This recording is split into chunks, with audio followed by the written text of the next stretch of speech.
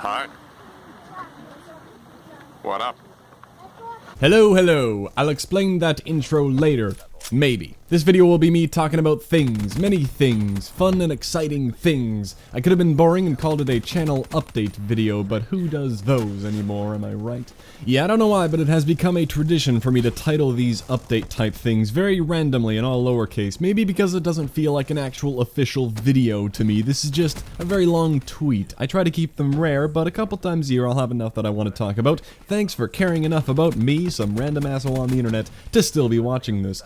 Now, first order of business, you may have noticed that I've made 2 videos per week for the past 3 weeks, fairly consistently. I didn't intend for it at first, but I've released a COD video every Saturday and one of those bonus CSGO videos every Wednesday, which, let's be honest, that is not a ton of videos when you look at most professional gaming YouTubers out there, but any longer time viewer around here will know I've never been anywhere near consistent, sometimes disappearing for a couple months, and I've never pretended to be consistent. I've never told people that I would have a schedule and then immediately failed to hold said schedule. I just haven't had one. Making these videos is a hobby and a passion, not a job. The primary purpose is for fun, not for money. Now, money is great. I love me some money, and there's nothing wrong with that. Don't get me wrong, I'm not being that guy with the YouTube should be a passion, not a job, man. Don't do it just for the money, man. If you run a professional YouTube channel as your source of income, that's awesome, but it should be obvious that when I say this is a hobby, I say that truthfully. If I thought making a gaming channel was some sort of get-rich-quick scheme, I wouldn't have put all the time and work over the course of 5 years into something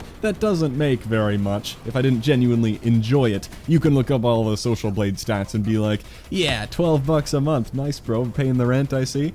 I have fun doing this, the recording, editing, and seeing the feedback and all that egotistical goodness, as if that's better than being what some would call a money whore. Haha, ridiculous internet. And anyway, that's why a schedule has never existed. If I need to prioritize other work in my life, I will. If I'm sick or not feeling up to recording something, I don't have to push through it. I don't have to set an alarm and wake up early and get to work. If I treated YouTube like a job, there are tons of things I'm sure I could do to grow the channel, but that's not the main objective. I'm having fun. Now, back on track though, for a few weeks I've actually been somewhat consistent. That is just reflective of the fact that I finished with the year of school. The last of my final exams were at the end of April, and I'm opting not to take any summer classes, so with all that time available now, I get to put that time into making videos, and that's great. I'll be able to do that for the next few months. I am definitely not promising that the current upload schedule, if you call it that, will stay. It will most certainly not stay that way forever, but I'll stick to it for a little while. I will at least aim to have one COD video ready for every Saturday, except for this one. Shush, this video counts. See, Call of Duty gameplay. The CSGO stuff on Wednesdays is extra. I know that's not the main game that people subscribed for, so it isn't going to be nearly as popular. I just have fun making them. We're playing the game anyway, and they definitely don't take as much time to put together as a COD guide type thing, so I can make them a lot faster, although I've always made sure that I alternate it with a COD video. I've never released 2 CSGO videos in a row, so people don't think that's all I'm doing with my time. That's definitely not true. But that little co-op series won't last forever because there are only so many co-op missions in Operation Wildfire, which is now a very old operation indeed. After it ends, or after we've done all the missions, I don't intend to continue with other CSGO content. I'll just put all that on hold until perhaps they come out with another co-op operation and we feel like playing it.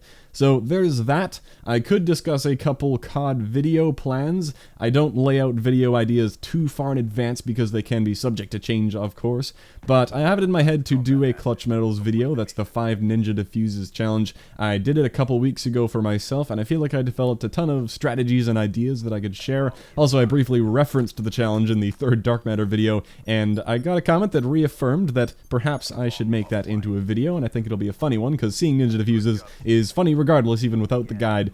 I will also maybe do a big supply drop video at some point, and I think it'll be the last one, and I want to focus on not like the opening or reacting to whatever I ended up with, but rather just talking about what went wrong and what could have easily been done better and cooler with the supply drop system that involved only cosmetic stuff, because I have some fun ideas, and like everyone else, I really don't like where supply drops have gone, and I always love having contrarian opinions on things and playing the devil's advocate and giving both sides, but I will not be advocating for Activision here. I saved up a ridiculous amount of this stuff that I just haven't opened, including the 2 weapon bribes, so that will probably be one huge video at some point, and from there I usually just make ideas as I go. It isn't all mapped out. I'm not going to rely on suggestions, but I will take them. If you have a challenge guide you want covered, or a series that you might think would be fun, anything like that, my ears are open.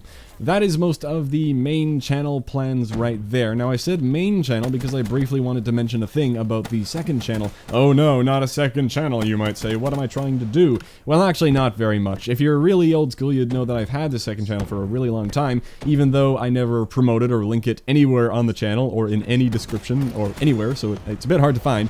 But I used to upload other games on here before I eventually decided to just put everything on one place in the main channel and retire the second channel. How cliche can you get? I know, a lot of people start up a second channel to branch out and then immediately realize managing two channels is annoying. Yep, I did it too, but I actually just made a different update video that is on there right now, Sour Patch Adults 2. I released it along with this update video. It is the first video on that channel in about 2.5 years. I told people to unsubscribe, but they're still here. Anyway, that video gives a full history of the second channel and talks about what I intend to do with it now. You can watch it if you like, I will link it in all the places. The main point is that I will be posting full unedited Twitch livestream VODs on the second channel. I'll repeat one thing I mentioned in that update video on the second channel, and that is I'm not expecting anyone to be watching these VODs, and I'm not even recommending people to subscribe over there. It's not like they're going to be action-packed with tons of top-tier entertainment. That's just the nature of an unedited live stream. There's going to be some downtime and just hanging out.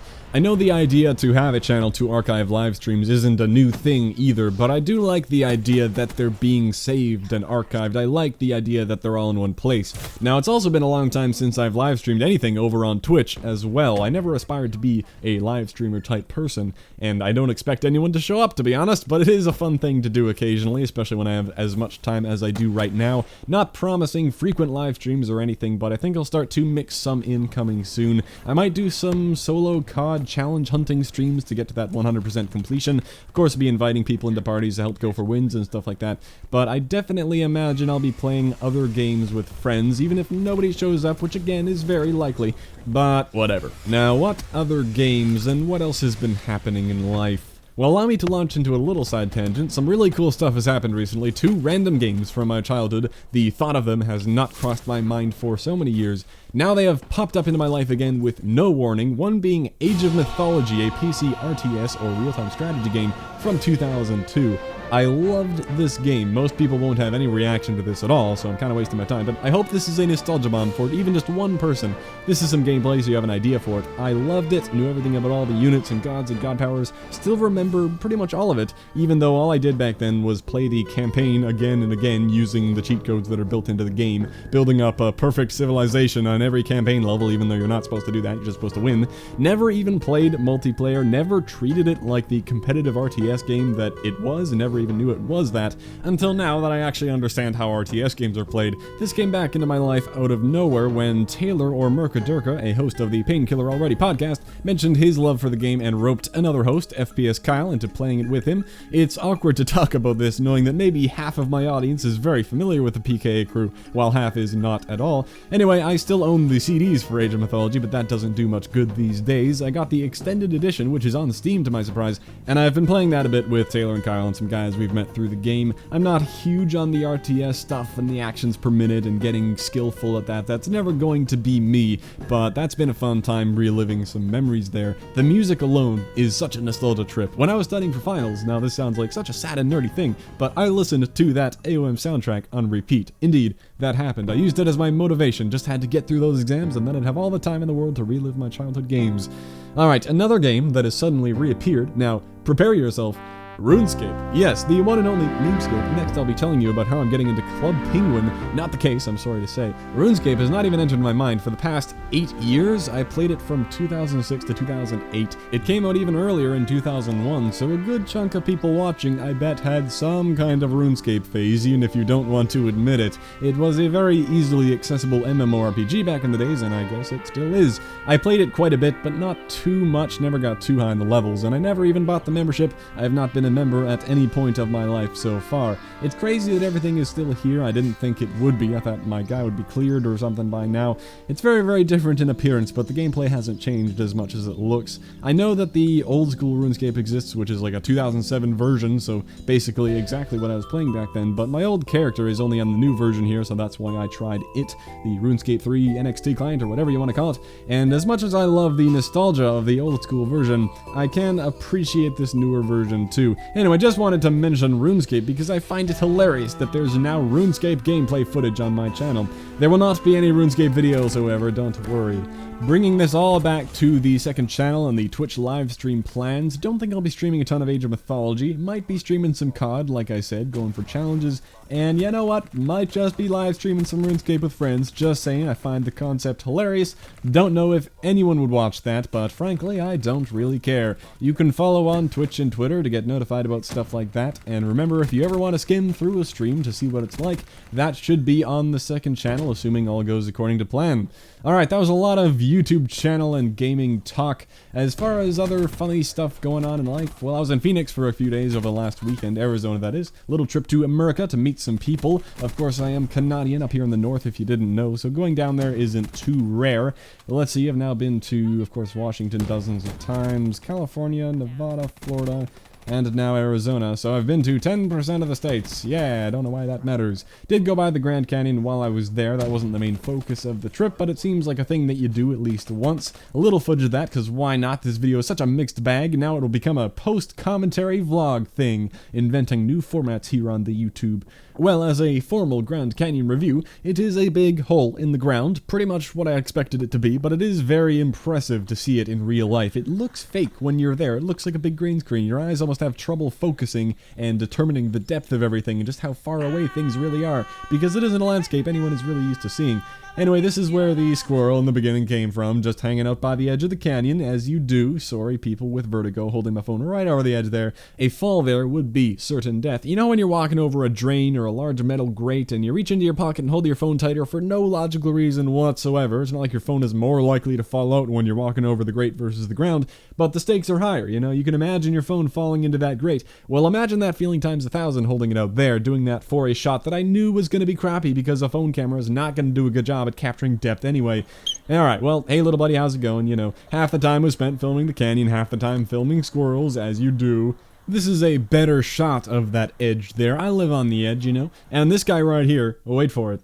He winked at me. Yeah, replay that. Reincarnation confirmed, alright. Yeah, fun times. Saw the Isis temple. Some things don't age very well. Hung out in this little observatory where you had this map thing. Quite the view from here. What up, lizard? How's it going? A few signs telling people not to fall. Great advice. You can't tell me what to do with my life, alright? I'll leave the path if I want to. I would make a joke about jumping, but suicide jokes are pretty edgy. Haha, you see, because, you know, jumping off the edge. Yeah, I made that pun. I didn't find that online. And maybe after a pun like that, jumping isn't looking too bad. Terrible. Didn't need to spend that much time there, though, after you get over the impressive scale of it. It is just a hole in the ground, after all. So, alright, that's it. I don't know how this video has degenerated into me showing you vacation footage like I have you all gathered around a slideshow. Here's this elk thing. Yep, took way too many pictures of that. Here's me taking pictures of the ridiculous amount of Oreo flavors there are in America. Yep, alright, we're done here. But come on, that is just not fair. Like, we have regular Oreos, double stuff, the golden ones, the chocolate, and the mint up here. Sometimes a special limited time thing, but that's it. Down there, you got all of that, and then the birthday cake, and the peanut butter, and the red velvet, and the cinnamon bun, and the Oreo churros. The list goes on and on. The chips and cereal selection is off the charts too. It's great. And those birthday cake Oreos are fucking amazing too. I'd probably get sick of them if we had them here all the time. But they basically just taste like Dunkaroos that you don't need to dunk. Damn, Dunkaroos, another dank blast from the past. The peanut butter ones are also amazing. Anyway, I think I've already said we're done here, but we're done here. I've spent the past minute talking about Oreos in a channel update video. What the actual fuck? Thank you all for watching this. I don't know why, but you did it. Congrats, I love you all for it. If you're thirsting for more updatey goodness, there is that video on the second channel, but I think by watching this you already have the gist of that one. Cool, thanks for watching. You can look out for those live streams following on Twitch or Twitter. Of course, good to hear about those. Stay tuned for some cool stuff coming to the channel, now 35% more consistently. Stay awesome, and I will catch you next time.